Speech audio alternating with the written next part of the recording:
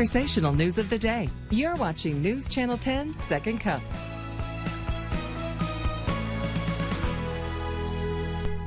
What you doing, my friends? We made it to Wednesday. There's hope, isn't there? There is, yep. We made it through the halfway point, so before we know it, it'll be a nice warm weekend for us. Oh my goodness, Sam, and that's one thing we're going to talk about here in a little bit of changing weather today. Yeah, we definitely have more, late fall-like conditions today, so we'll get back to normal October weather by starting tomorrow, but today is definitely a little bit of a different story. Okay. And also our sweet friends talking about Christmas in October, and we're going to hear from the city talk a little bit about curbside pickup. So that's coming up a little bit later. But want to get started with this. Have you heard about the city has given the green light to bring paid parking to some designated spots in downtown? It's expected to begin in January. And Sam, they're saying if you want to park in certain zones, it's going to cost you about $1 an hour. Earlier yesterday afternoon, City Council unanimously approved the first reading of an ordinance outlining what spots will require payment to park. Days of enforcement will be Monday through Friday, and that'll be from 8 in the morning to 5 in the evening, and you will not be required to pay on weekends or on city holidays. Also approved was a valet parking ordinance, which will open the door to those who have expressed an interest in bringing that service to downtown as well. Okay, it's going to be big downtown. Got the ballpark coming. Yep. So much changing down there. Yeah, so. I mean, even just in the short time I've lived here, a lot has changed down there. Right, you're right. Well, Starbucks, this is a very cool story. Cool. Just opened their first store where every employee is fluent in American Sign Language. Yay. Yeah, employees are proficient in sign language, whether they are deaf, hard of hearing, or whether they can hear. Starbucks says it's their way of having an inclusive environment and bringing communities together. The store has low glare surfaces to help with communication through sign language. Definitely, I think that's really cool. Oh, what I love, I saw a little bit longer version of the story saying that every time you come in, they're going to have a sign of the day. Yeah, that's cool too. Yeah, you can learn a little ASL and be fluent. That's in Washington, D.C., just down from Gallaudet University, one of the world's leading deaf universities. So, wow, yay. Yeah, that is really nice. Good news for our ASL friends. Yeah. So, umbrella, do you think, today? Yeah, through the day, jacket as well. I mean, the last couple mornings we started off with temperatures in the 40s and 50s, but we've warmed up. Today, we're not going to warm up, so we're going to stay in the 40s through the afternoon. And, it's light to moderate rain, but, still jacket, umbrella is going to be handy as you head through the day. But tomorrow, sunshine starts to come back out, 60s, 70s, even some low 80s possible by Saturday. So a lot warmer for the weekend. But today, it's going to be a little bit cooler, so upper 40s throughout the afternoon, feeling into the low 40s at times. So today, like I said, today's late fall. Tomorrow, we're back to normal fall conditions for us. Would you call that Indian summer through the weekend? Yeah, when we get those hotter spells like that, you can call it that. So yeah, I mean, it's going to be, back above normal temperatures, so definitely going to be a little bit warmer. Saturday will be the warmest day of the two for the weekend, so definitely get out and enjoy that for sure. Lots of trunk or treating events. There is a lot, so it's always nicer when you don't have to wear your winter coat under your costume or with your costume, so it'll be nice to be able to get out with that as well. For sure. Well, look at this newborn. She's getting attention after traveling all over the country. This is just in her first year. Sam, just 6 months old, little Harper Yates. She's been to all 50 states. Look at her. Her parents started the whirlwind trip during her mother's maternity leave. This was just in June, and along the way, little Harper hit some milestones of her own, like rolling over in Iowa, eating solids in Alaska. On October 18th, the family crossed into Vermont, completing that 50-state journey. So they're trying to find out if Harper is the youngest to do that. Oh my gosh, look, did you see her? It is. That's really cool. I mean, that's one of my goals in life too. Obviously, I didn't do it quite that still young, time? but still yeah, I've got only I think 12 left to go, but really? I won't break any records doing it. But I like it. You're still young, Sam. You still got time. Just plenty. Not a baby. Amarillo Public Library hosting their reptilian visitor. They're documenting his adventures on Facebook. You said you saw this earlier. How cute. I saw this yesterday on the Amarillo Facebook page. So somebody left behind this poor little dinosaur at the library, and he has been hanging out there, and they've obviously been having a lot of fun with him, with the librarians there. So he's been getting into a lot of mischief. He's been eating candy, trying to break into the candy drawer. He's trying on dinosaur masks, reading some books, stealing people's drinks. So he's been enjoying it. But if you're looking for your your lost little friend, he's enjoying some time at the library there. But it was definitely funny. They posted a lot of photos. They had a lot of fun with it. I love it. I love you. Listen, our librarians all over Amarillo, so fun, and they always make it interesting. Yeah. So you know, somebody's like, oh my gosh, that's my boy's. toy. Yeah, now it's famous. Yeah. So cute. Well, we're excited to talk with Blair Snow. Hi, Blair. We're so happy you're here talking about curbside, our trash collection. That's brand new in Amarillo. We're going to get some good information out today. Yeah, we'll have all that coming up after the break. Yay, Blair. Stay with us. Conversational news of the day. You're watching News Channel 10's Second Cup.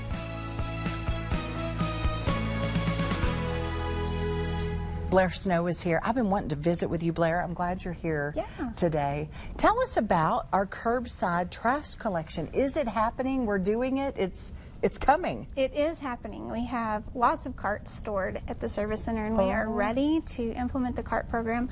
We're going to be looking at that right after the holidays this winter. Okay. So we don't want to complicate it by trying to roll it out during Thanksgiving and Christmas, but right after that is the plan. Where I live, I've got dumpsters in my alley. Where my parents live, they put their trash out on certain days. And I always wondered, I know that some folks, maybe they have a street that it's hard for the trash collectors to get in, or, but sometimes even with the curbside, I mean, we know things can happen.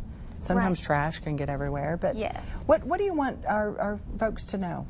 Well, the people in this first phase of this program are going to be those with dead-end alleys. So our drivers are pulling in and then backing all the way out, which is really dangerous because they're all the way into traffic before they can see you. So it's not only dangerous for them, but it's dangerous for someone that might happen to be driving by.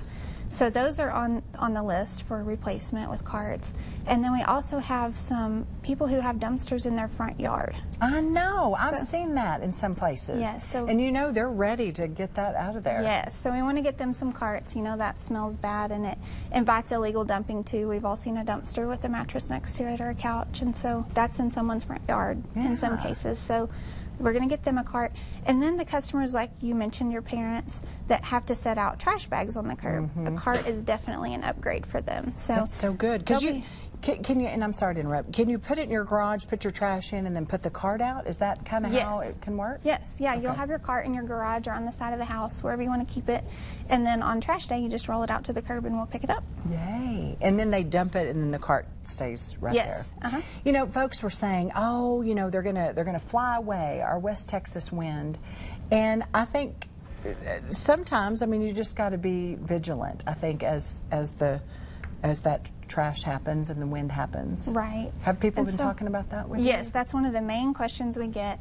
And the carts are rated for 60-mile-an-hour wind. Oh. And I will tell you that we've had some that we've put out, and they've been out for a few months so that our drivers can practice. And I've never seen them blown over.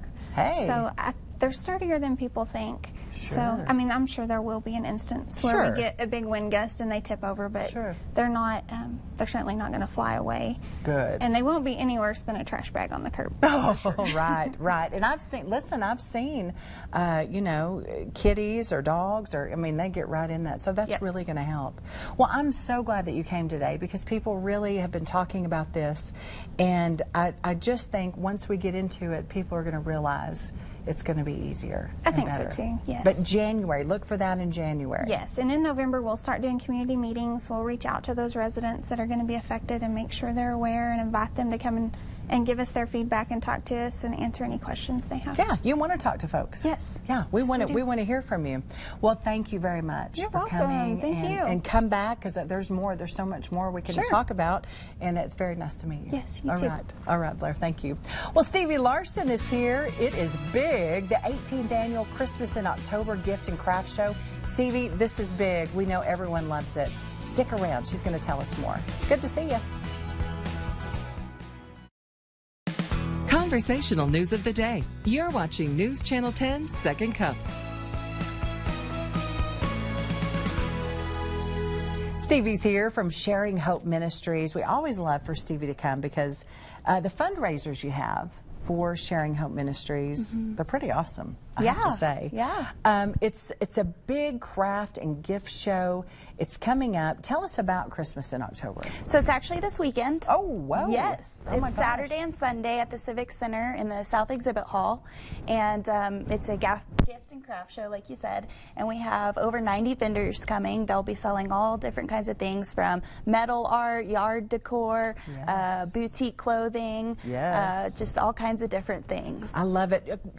Christian, I want to show this real quick. Stevie, show us some of the things.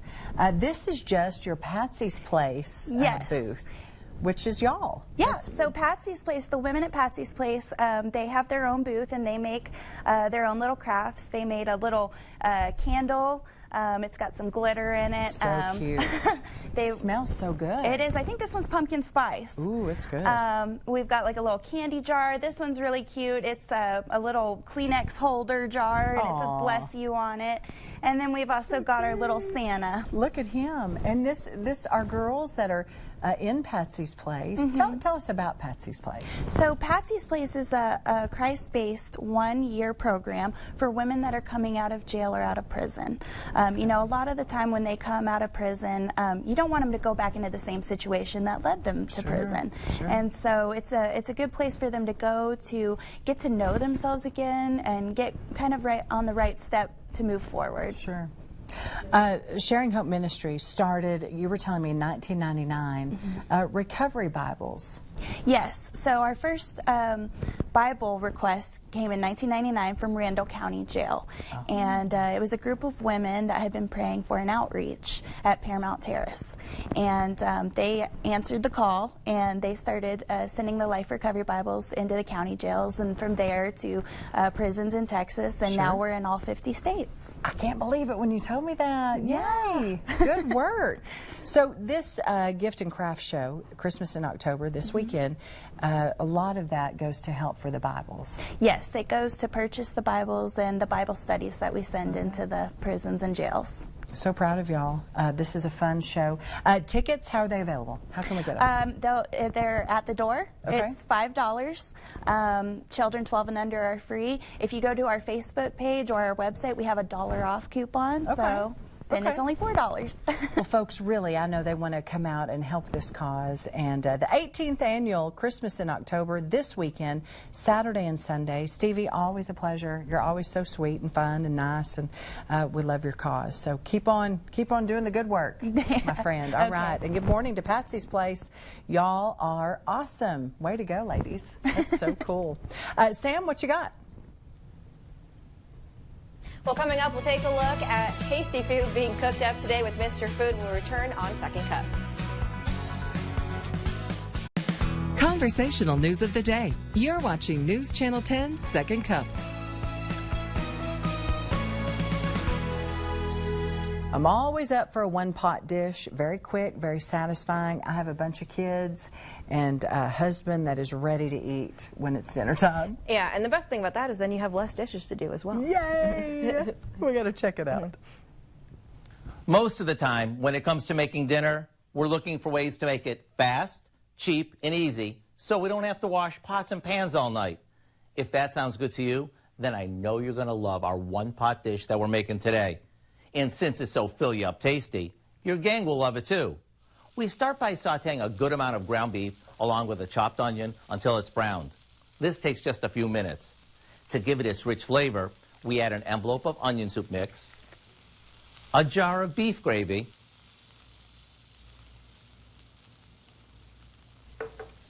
and a few spices.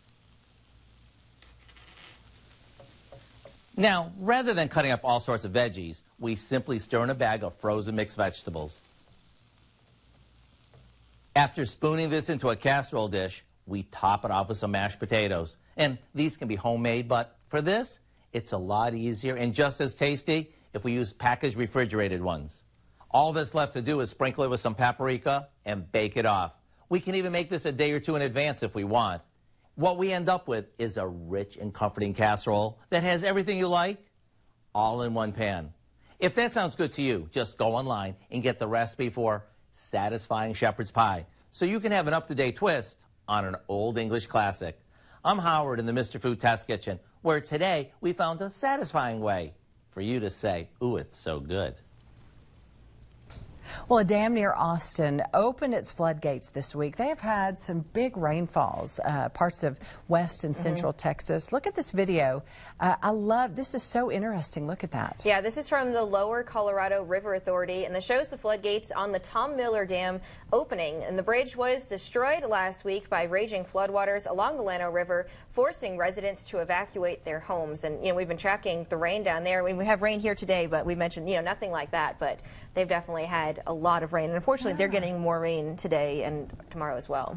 It's not usually like that. No, definitely not. That is so crazy. Well, Austin, they say they could run out of drinking water as this historic flood continues. I cannot believe that's a big place. I'm shocked. Yeah, it's a lot of people. The more water is being consumed than the treatment plant can currently produce, residents are being urged to immediately cut down on their water use by 15 to 20% to avoid running out. And outdoor water use has been prohibited, and the boil water advisory is still in effect as the city works to filter water from the lake. So definitely, yeah. Look at those shelves. It's just all the bottled water is gone. No water. You saw that big tanker truck. A city nearby brought some big water. Yeah, because they said even to brush your teeth, you can't use the tap water. So. My goodness. Well, Hurricane Willa making landfall. This is something Sam's been looking at. This was the western coast of Mexico. Yeah, the Pacific Ocean has had a really active year. So they're already on W for the storm name. So, they've gone through quite a few. And this was a Category 3 storm when this made landfall. And that was, still very strong winds for a Category 3. Lots of heavy rain. I saw some videos of some flooding. And, the issue for a lot of the times when you get the flooding down there, it could be landslides in parts of Mexico. So I know that was a concern there. But that's what's bringing us some moisture through Texas. So we're not getting the system, that has been downgraded down there, but we're still getting some moisture from that. So that's adding to our rain chances up here. Willa, they're already on W's. Yeah, they had a lot, this year, so it was really busy. Okay. Well, we're going to have a final look at our forecast, tell you exactly what you need to know. It's going to be, I call it a little bit of a crazy forecast, but that's pretty much every week here. But yeah, it's true. Sam says it's normal. Yeah, totally. Stay with us. Conversational news of the day. You're watching News Channel 10's Second Cup. All right, you've got to get your contest in, your pictures, your pumpkins, your kids, your puppies.